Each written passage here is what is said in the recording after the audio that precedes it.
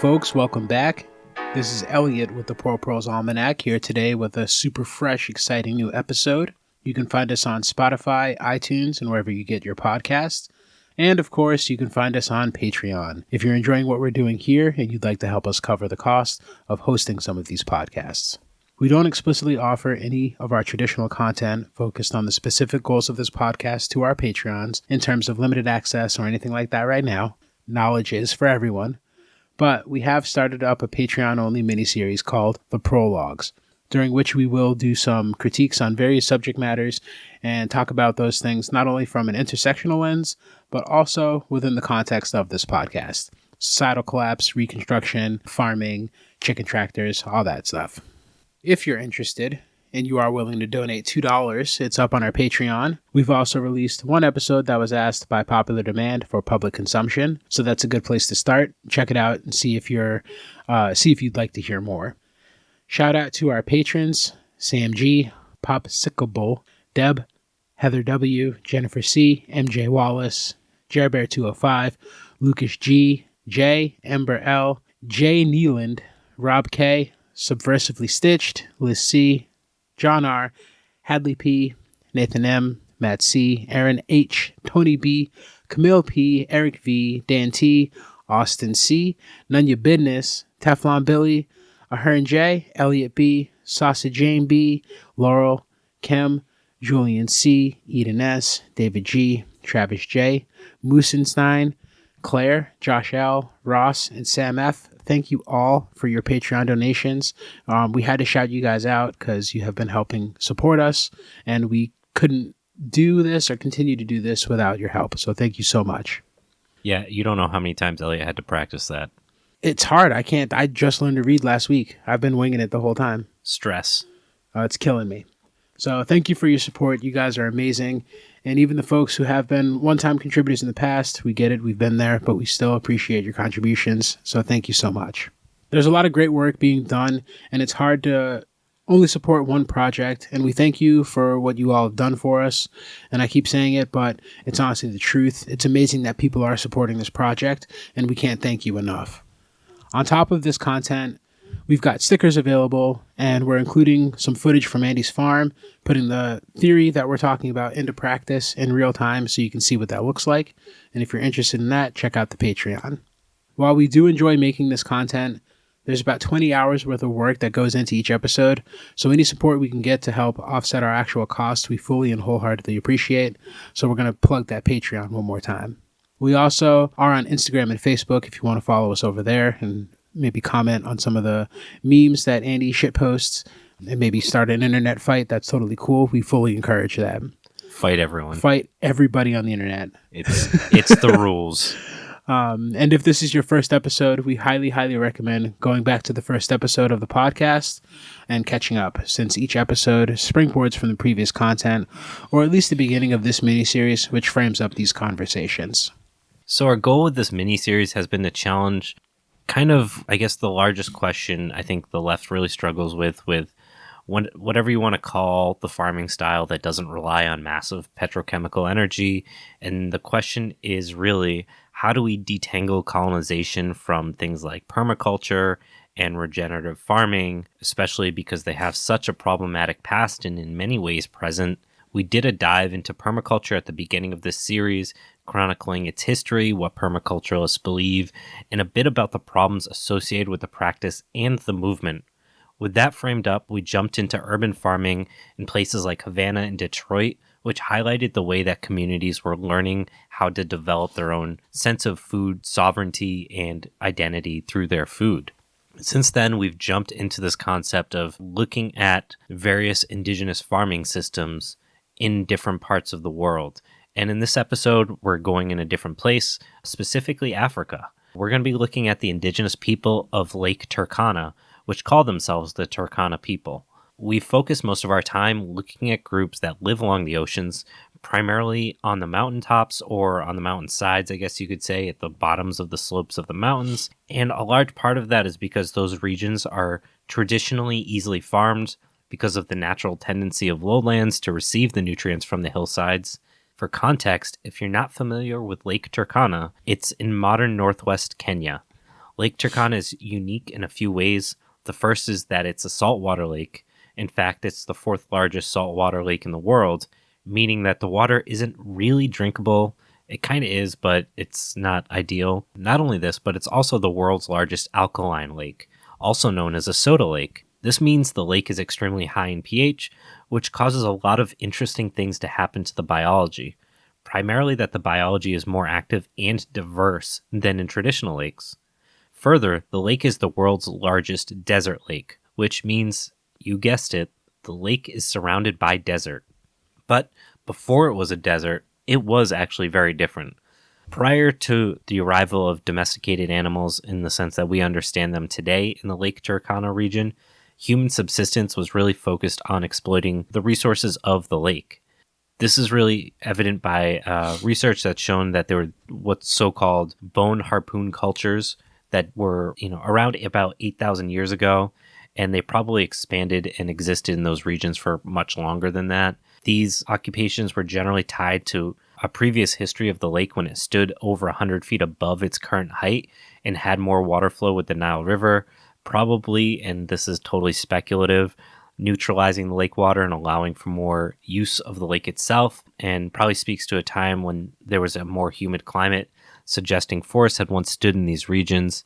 After about 2000 BC, the subsistence economy shifted to cattle and caprine herding, which is essentially goats and sheep.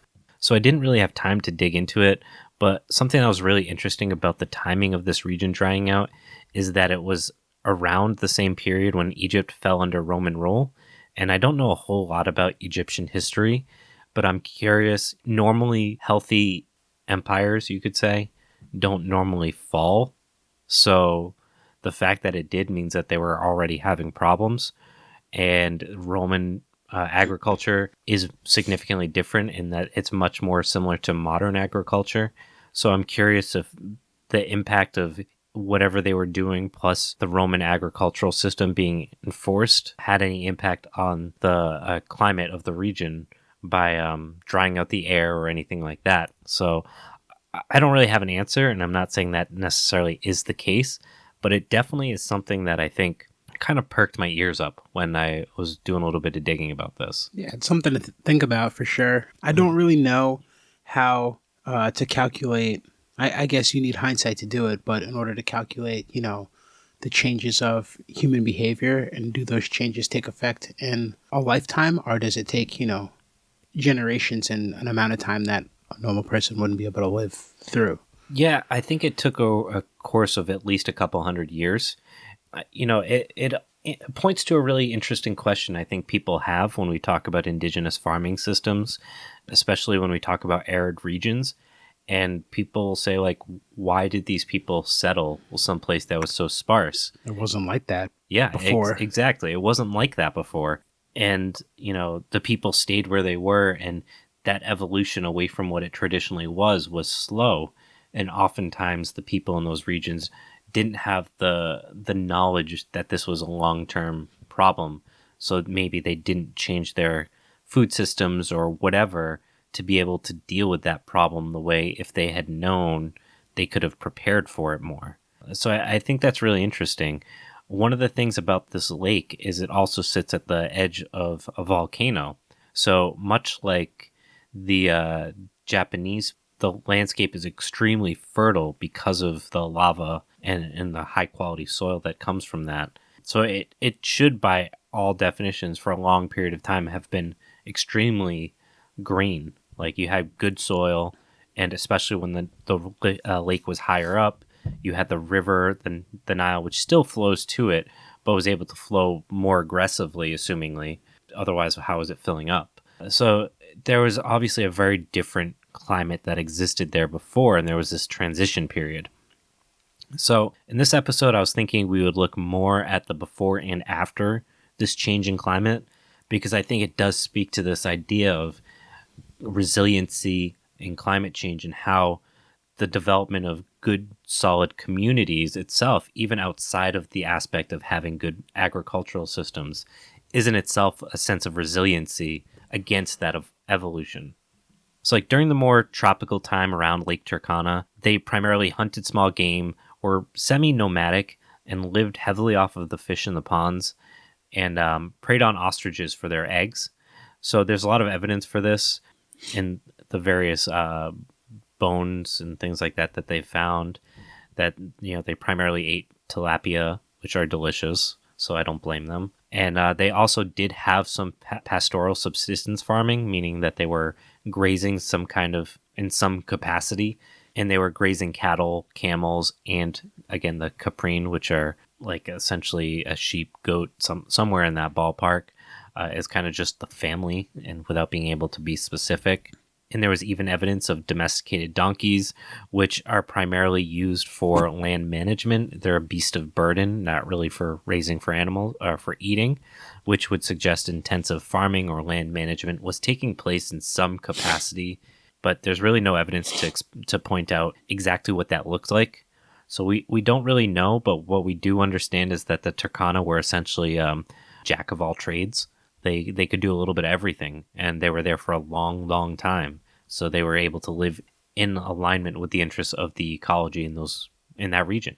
Going back in time, anthropologically, I guess, looking back on a civilization and saying that they're a jack of all trades points to the fact that they were pretty resilient. They could handle many different things, and they didn't really need to specialize in any one thing or get good at any one thing to trade services or goods. They were able to provide for themselves across the board. Yeah, and the environment must have been pretty good. There must have been a lot of surplus in the environment for them to not have to have or at least as we understand it. And of course, when we're trying to do this type of research, I mean, this is something that we are primarily relying on fossil records, whether it's sediment cores or excavation or things like that. There's no passed down language or passed down like history or written history that really gives us an idea of, it might have been much more intensive than we think. And they relied on all these different things because of needing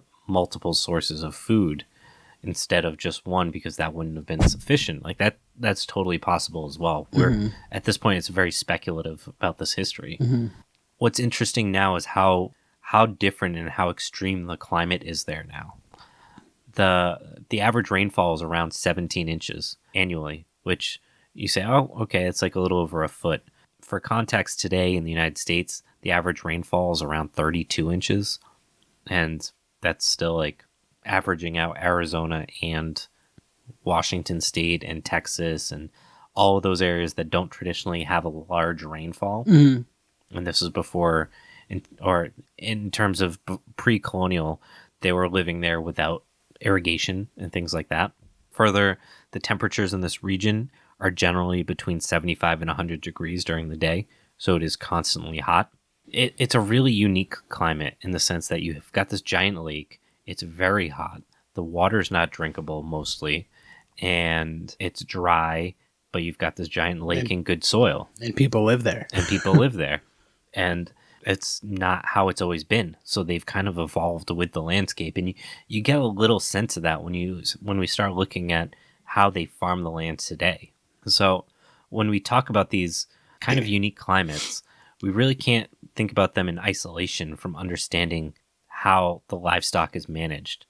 In reality, humans nor the livestock could ever survive in these types of areas without one another to help manage and kind of see the big picture. Humans couldn't live on the grasses and things that grow there, or the trees, or any of those things that are really non-edible, but also the animals that they graze likely wouldn't be able to manage the landscape. So they have a bunch of different land management strategies that are really integral to not only the individual, but the community, which I think is really why they've been so resilient in these regions. One of the things that they do is keep more than one type of livestock, and they divide the livestock holdings into separate units to minimize the effects of localized droughts, meaning that they might have, let's just say, 10 cows.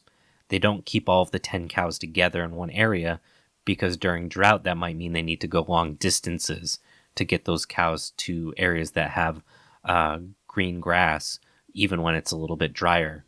So instead, they separate the cows into small clusters with small clusters of sheep and all these other things that they're grazing, which all eat different plants and help regenerate that landscape. This helps minimize the effects of localized droughts, and the sense of resource sharing is kept within small communities, usually through gifting and things like that is how it gets passed on and given to other people, and different as new folks join the community and things like that. It relies heavily on relationships and gift giving. So with the livestock, do they plant any like annual crops, or do they plant any feed or fodder for the animals? Or are they growing food for themselves? How does the subsistence work? Are they So like, are they not living off of man? Right. Are they sustaining themselves, or are they growing the subsistence for their animals? Or is it a combination of both? They grow sorghum as their primary, as far as I know, their only annual crop or only meaningful annual crop. Mm-hmm. And because of the inconsistency of the weather patterns, the rivers that flow to and from the lake have a tendency to flood very easily because the land can't really absorb the rain. Mm-hmm. So what they actually do is they stagger, much like they stagger their animal systems, they stagger their sorghum growing areas where they grow their primary crop is sorghum. And they plant it at different elevations so that depending on how much flooding they get, at least one of them will do well. Okay, so is this similar to the terrace paddies of the Satayama? Sort of, in the sense that they're terraced, right? But it's essentially, we know we're not going to get enough rain to water them, but when we get the floods will push up water and saturate the land, but we don't know how high it's going to flood. Right. So if we do every 5 feet or whatever it might be, they're able to manage the landscape in a way that they know at least one of them will get what they need, so that they can guarantee, it's like planting 5 crops, but knowing you're going to get one. So it's a different sense of, like, we think of, you need to plant diversity to make sure you get a good crop. You want tomatoes and cucumbers and this and that. So that way, if this blight happens or this type of weather happens, one of the crops will survive. They did the same thing, but with the same crop. They just focused that differential on elevation, which is really interesting. It seems like they really subscribe to the not putting all of your eggs in one basket kind of approach. It's kind of like spread out your resources and have little pockets of resources you can go to and use, because it's very decentralized. Right. Yeah. You never know when, drought's going to come, or there's not enough water, or in some cases there's too much damn water. Yeah. And it ruins, part of what you would be harvesting, but it doesn't get everything. Yeah. Something isn't going to make it. Most of it isn't going to make it, but you're betting enough that one of them will make it. So not only do they actually do the topographic heights, but they even try to time it differently of when they're planting different plants. So that way they can get successional crops and plan for if there's a really late rainfall and it's at the wrong time, or if an early flood comes in and it wipes out the crops before they're strong enough to handle the water coming in. So there's a lot of resiliency by doing these different methodologies of, again, a different way of thinking about planting a diversity. Right. Diversifying. Right. And I think about how it's inherently ecological because they live in an ecosystem that has the ability to stagger rainfall, stagger droughts, stagger the inputs needed to produce for yourself. So their response to that is to stagger, their methods of how they control and use their resources. It's actually kind of, it's smart. It seems like it's it seems like it's oversimplified, but it seems like it's the natural response that just fits. Yeah, it's working with the landscape and not trying to force a different system on it when they know this one works. So not only do they do this, but they also rotate in different farmlands. So some farmlands would be left fallow for multiple years, sometimes generations. And those were usually based on watching the evidence of the rainfall and the flooding change the topography and how the landscape responded to it. And if there were patterns showing that an area or a region was getting less and less water, then they knew it was time to abandon it and allow nature to kind of take its course. And with the idea that eventually they would end up going back to it, but they were in a cycle when that landscape was no longer really habitable for people. Like I said, they not only abandoned these landscapes, but as they found that the rainfall and the flooding weren't really working towards what they were looking for, they also tried to tie these landscapes with the forest landscapes that were used for livestock browsing. So while we might think of places like we're talking about like arid Africa as being straight desert, that's not really what we're talking about. We're talking about a very loose understanding of a savanna where there are patches of grass and the occasional tree. There were various ways that they could help improve the landscape, and part of that was the grazing pattern. People are familiar with like Alan Savory's work, then they understand that there's a lot of research that has shown that intensive mob grazing over quick periods of time help benefit the soil and help provide nitrogen through the manure and all of those important things. So they understood the value of the forest landscape, and they try to integrate their livestock browsing into where they're also growing their sorghum. They established the sorghum gardens along where the rivers were, like I said, and they were able to do the topographical layering, but they're also in the process selectively clearing what trees existed, and primarily cleared the younger trees while saving the mature trees, which helped hold the soil in place so it wasn't washed away during the floods. It provided shade during the extremely hot days because if people recall from our Amazing Grays episode, we had talked about C3 versus C4 plants, and C4 plants being summer species, and even summer species like sorghum stop growing after 95 degrees heat. So the trees provided some shade so that they could continue growing and actually be more productive despite the fact that they were under shade during those intensive heats. So they kept the trees, which the animals could graze on, and also help their sorghum grow more quickly. So not only did it do this, but it helped the forest regenerate. And some research even showed that this method of farming promoted ecosystem diversity by creating highly heterogeneous vegetation in the floodplain. So we looked at the fact that the Turkana were managing these sorghum gardens beneath the canopy of the trees that they kept, and they wiped out pretty much everything else underneath in order for them to maximize their ability to grow sorghum on the landscape. This really helped supplement the meat-heavy diet because of the fact they relied on so many animals that grazed things that humans couldn't eat. So while these gardens were, again, normally found around the rivers and things like that, it was also convenient because it was close to where the wet season livestock grazing areas were. Generally, the animals were grazed there, and the women could handle watching the livestock and managing the livestock while also working the land. And if they're harvesting sorghum or whatever they might have been doing to manage that landscape, they could do both at the same time because everything was in that area. Generally, the cows went upland, up into the hills for dry seasons when they needed to graze further. Yeah, so back to how they would abandon the land and leave it fallow. Like, were there long-term effects to them moving around where they were intensively managing the landscape? Yeah, so actually there was a lot of evidence of differences between the farming landscapes of different ages, but there really wasn't between the active and the abandoned farms that were of the same age, if that makes sense. So go on, explain, because I think I have more questions, but you might explain it. Go ahead. So what that meant was that while the farms impacted the landscapes never really reverted back to a natural state to what we think of, like, the way you might think of a forest creeping in on an old farm here in New England or something like that. Mm-hmm. The interaction between the active and fallow farming landscapes of different ages was significant, though. So what that means is woody species richness showed significant differences between farming landscapes and active and fallow farms.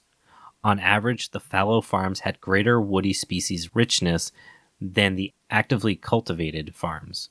So you would see more species richness, but it speaks to a kind of a nuance in how the landscape is managed. Cultivated farms were outright eliminating certain species from their landscapes, which returned after the landscapes were no longer farmed. But despite this, old and very old farming landscapes had significantly greater species richness than the landscapes of recent and middle periods, although differences were not significant between old and very old and between recent and middle.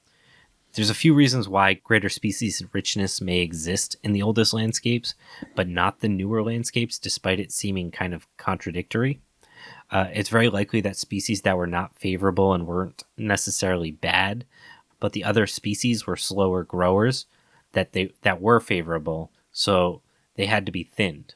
So like think about like if you wanted an oak forest, for example, here, oaks grow slowly, pines will grow much quicker, cherries will grow much quicker, but those don't really produce anything you can eat. So you'd be cutting down repeatedly the fast growing pines, and so that way if you walked on my property, it looks like all pines, but it's because every spring I'm cutting down, these little 1 foot, 2 foot pine trees.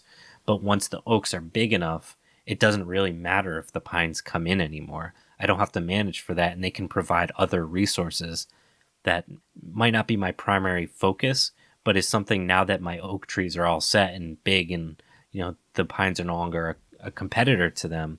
I'll say, all right, now I would like to have a couple pine trees for this and that and whatever, because my primary focus is now taken care of. Mm-hmm. So you've got less diversity early on, but more diversity later on. And again, if I abandon that property after that, it's oak heavy, but it doesn't look out of place in a natural environment. Right. So they even found a way to use the input of time to their advantage, because that's something that every farmer has to think about, but not me as a layperson. I don't really think of time as an input, but it totally is. Yeah, when you have a planting season, harvesting season, a sowing season, all of those different things. Especially when you're talking about perennials, right? And like you read these stories about when the colonists showed up to the United States, and it was like there were oak trees and all these things everywhere, and it was because the landscape was managed. The pines that were cut down to be sent back to England because they grew straight as an arrow to be on boats, those are primarily in like swamplands, because those weren't being managed by the indigenous people. Mm-hmm. And I think that's something kind of similar, except that in this case, they were finding a secondary use for them once their oak trees were hitting maximum size and things like that. Or not oaks, but like whatever they had as a comparative, which is primarily acacia trees, it looks like. So this woodland regeneration is linked to livestock browsing, and again, working as a riparian barrier for those embankment floods. So, like I said, the primary tree that they were growing there in terms of fodder was acacia, which have these pods that livestock, especially goats and cows, ingested and dispersed the seeds of, which helped accelerate forest regeneration, which again was sustained by the floods and the fact that they were able to carry a lot of the seeds from being in piles and also provide a bunch of nutrients and all these other things to accelerate that growth pattern. So what we really see is that there's a link between the farming, the forest landscape, and the livestock grazing that's more than just basic management practices, but essentially a really complicated ecosystem management system where they're tying all these things together that separately probably would really fall apart. Mm-hmm. And like humans are the thing that ties all those things together. So, for example, they built very basic huts for livestock, and a lot of their traditional housing was only meant to last for 5 to 10 years. And then they would kind of rot and fall down, and they would go someplace else and build. It was always within like a region. So what they would do is they would build these like little huts, and the animals would sleep in there and eat in there and poop in there and all that stuff. And the trees would get good shade from being in the little livestock kennel, whatever you want to call it. And they would grow, and by the time the building fell apart, they were ready to take on the elements. And that's where your new forest started. So they provided the groundwork for nature to take its course in terms of helping accelerate the process. Right. And even, again, going back to that ecological approach, even their living situation was staggered. Yeah. To match their ecosystem that they live in. Exactly. So where it gets a little complicated, really, and speaks to the resiliency of the people, is the ownership of the ability to manage and utilize the landscape. This is always a fun part of the conversation where we get to talk about the concept of ownership and property and what that means, outside a capitalist view, but what it means to have, like, I guess, an ecological approach to what it means to own your resources. Yeah, it's really weird. And I don't mean weird as in like odd, but in the sense that it's something that I think if you didn't grow up with it, it's really hard to comprehend because I've read a ton about it and I still am like, I kind of get it, but I also don't. But I think it's because of... It redefines our concept of what it means to own something. Yeah, I mean, it should be fucking complicated because our brains are so wired because of the world we live in. So to claim ownership or rights to land is obviously super important for people that live in such a limited environment. And the semi-communalist system of access to trees and grazing and things like that is predominantly known as Ekwar. Ekwar is the ideology which gives the individuals in the community the right to use the trees as they see fit, as long as they do not kill or harm the trees themselves, which is really a key part of it. However, such rights are further complicated by being three-dimensional in terms of the people, meaning the pastoralist, that is the farmer, time, the pastoralist's ability to maintain the necessary links to keep his Ekwar, meaning, again, being in that region because of that semi-nomadic lifestyle, and space, and that's specifically the area that is covered by that Ekwar. The people of Turkana have evolved well-managed and basically sound ecological strategies that enable them to utilize the vegetation on a sustainable basis through exploiting the different economic niches. Again, grazing, utilizing different species of grazing, integrating the sorghum into their grazing, working with trees for tree fodder and the pods and things like that. So this Turkana silvopastoral system maximizes both vegetation in time and space through this system of not only grazing like we just talked about, but also utilizing wet and dry season grazing methods, which also involves setting aside specific dry season grazing reserves. So this resource management is made more complex, both by what we just talked about, which is already complex, and the use of social controls concerned with sharing, flexibility, and mobility. So, very simple people. What? So the landscape is, again, I think what's really important is to remember that they primarily rely on livestock to subsist. Like, I don't know the exact number, but I'm willing to bet their diet is well north of 50% of it is meat. So their system of rangeland is that basically their livestock are grazed in the lowlands after the rains to make use of the annual flush of grass. And again, this is while they're also working with the sorghum while the ground is wet, getting it in and fertilized and making sure that it roots enough so that it can be resilient on its own mostly.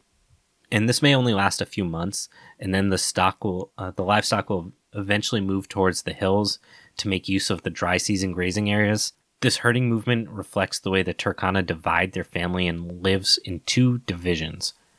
This herding moment reflects the way the Turkana divide their family and lives into two divisions, namely the Abor and the Iogos divisions. The Abor division occupies the hill areas and is comprised of young and mature stock together with the younger people, while the Iogos is the lowland unit and is composed of older stock and the older people.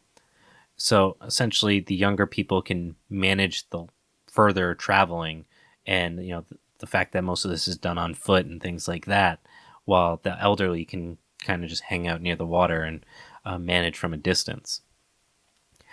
These relations are based on stock sharing, which is an important factor in strong continuing links to in-laws, relatives, and leaders. The maintenance of such a mutual support network is based on stock sharing, which is an important factor in maintaining those relationships with in-laws and relatives, and the influence of the local traditional prophets and sacrificers, all of which serve to spread out the risk. These are important factors in maintaining flexibility and coping with the different risks of disease, raiding, and drought. So they build their community by sharing, basically. Sharing and what's it called? Strengthening relationships, like when families are joined together, or community leaders help out, or whatever it is. But they share what they have. Yeah, and there's some sense of accountability and recognition of, it's really interesting that they divide the younger from the elderly, because it really speaks to that concept that you had brought up, that they were thinking about time as well. And this is a very human experience of that. So I thought that was really interesting. So these grazing patterns are generally considered what's called a Dakar, which is a cooperative grazing community. It's usually fairly temporary or more permanent if it's a real security risk. Cluster of families that come together in the wet season. It can be from 40 to 100 or more families and is usually formed among families who know each other and often have family ties at some point. There's a lot of the Adakars generally facilitate herd security and herding cooperation together with a strengthened social network. Usually the herding unit follows the same movements, but it also retains a relationship with the people who control the area and may want or need to use an alternative route. And all of these relationships are really based on sharing the stock. This is super important because it helps maintain flexibility and the ability to graze and deal with all these different issues. Because of the instability of the grazing environment, such grazing communities can't really be permanent. They have to really have some organizational flexibility to reach the various challenges that come up, whether it's from climate, vegetation, or disease. So during the dry seasons, those Adakars tend to break up as each group follows its own dry season grazing pattern. But these are, again, based on familial relationships and that ownership of communities. But that ownership is very temporary and it's limited to as long as you don't damage the landscape. Mm-hmm. So the social organization of the household is really a determining factor in making sure this functioning system works. The general idea is that the survival strategy of a farmer isn't really restricted to his household level only, but to the communal level. This is recognized generally through that sense of use rights. So when we talk about use rights, we had talked a little bit about being able to use the landscape but not killing the trees and things like that. So let's go more into the ownership. Let's elaborate more on the Ekwar and Sure. what that means in space and in terms of in practice. Yeah, in practice, in space and in practice. Yeah. Yeah. So technically speaking, the term Ekwar really just means the land beside the riverbank, but that's not really accurate anymore. It's a little bit more nuanced than that. And it really speaks to an ability to be flexible to the changes in the environment and what's needed. While it is technically speaking associated with that ownership of the trees beside or near the river, it's more about managing the landscape in that region. So the Ekwar is important in terms of being able to provide dry season fodder in the form of pods and leaves and things like that. To do that means that you can't be cutting down trees.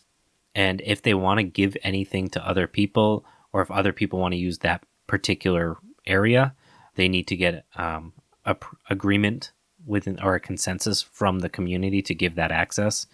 And when that Ekwar no longer is managing that piece of land, it's given back to the community so someone else can make it more productive. So there's no sense of like you can own it and walk away, but it's still yours. If you're no longer managing it, it goes back to the community. Right. So I think there's a distinction there between how we think of ownership, where, you have your little parcel of land and whatever falls on that land or whatever grows on the land, it's yours. I don't know what the law is as in terms of, how deep does that parcel of land go? Like if you dig a hole 8 feet, is what's in that 8-foot hole as long as it's in your parcel? Do you still own that?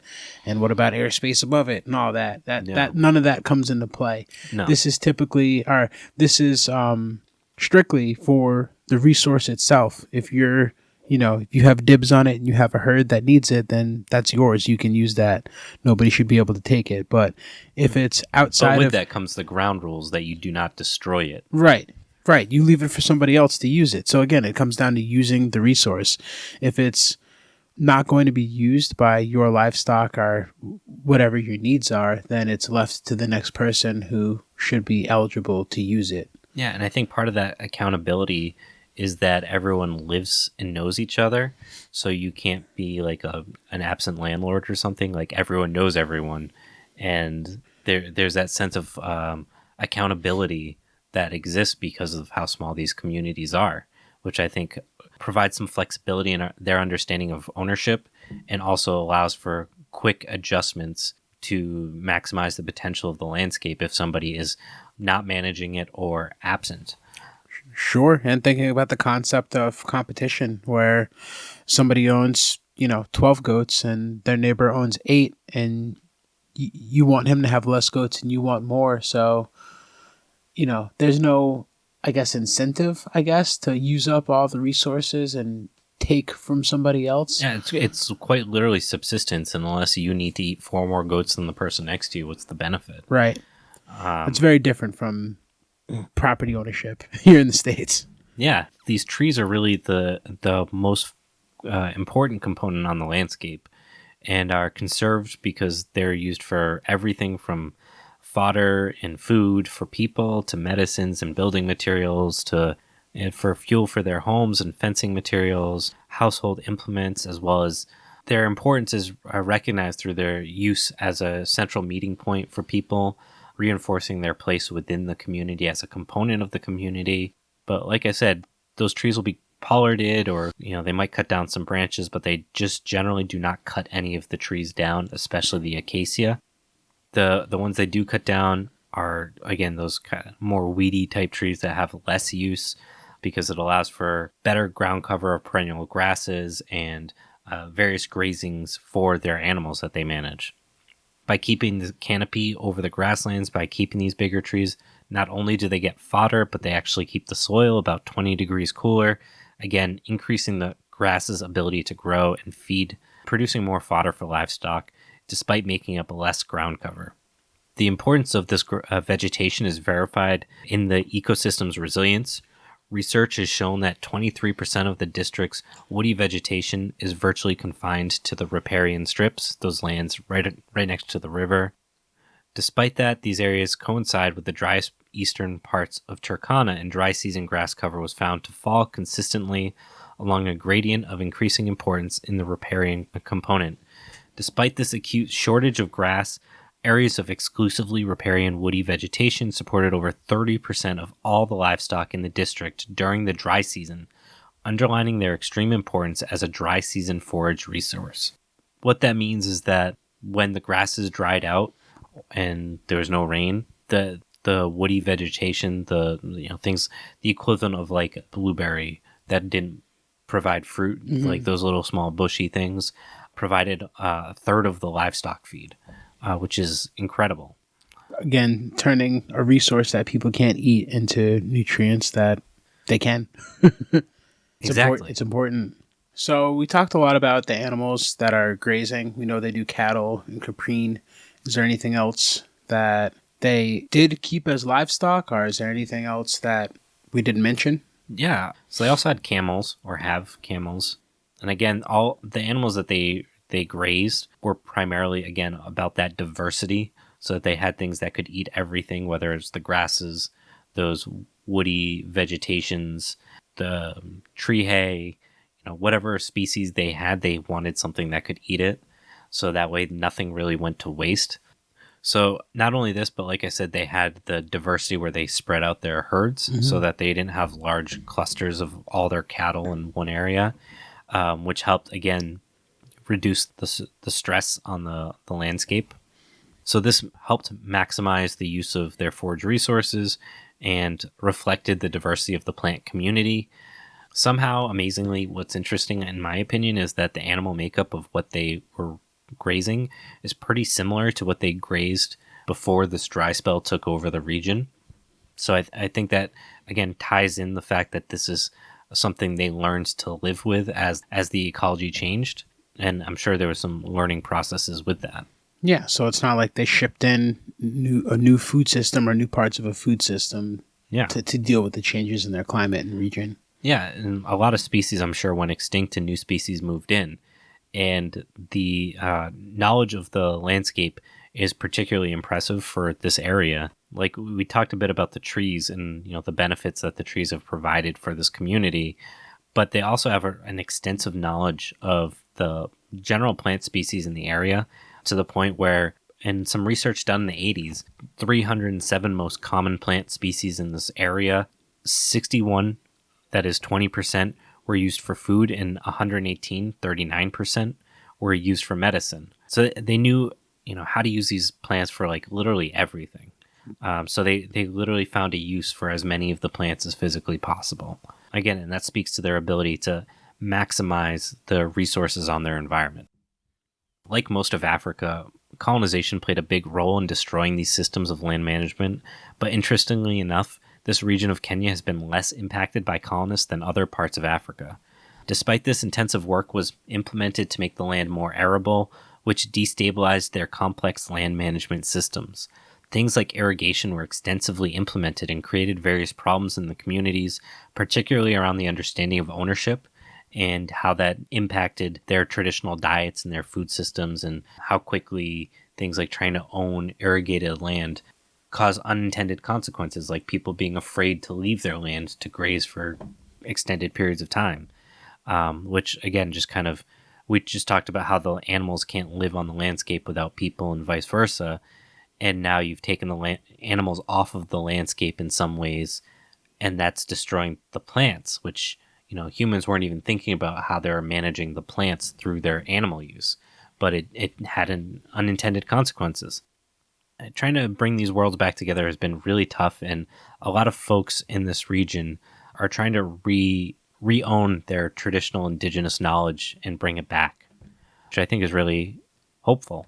Yeah, I think it's difficult. Again, you need hindsight to see things clearly. It's hard to see into the future. We just don't have that ability to do. But it just goes to show that every change that you introduce into your ecosystem and the area that you live in, it has they have consequences. I'm not going to say they're unintended, because we all have an effect that we are trying to make on our environment, but the ones that are unforeseen are the ones that we don't think about because we're fiddling around with a complex system. They can really come back to really make things difficult when your whole plan or whole mindset was to make things easier for yourself. I don't know what the right answer is.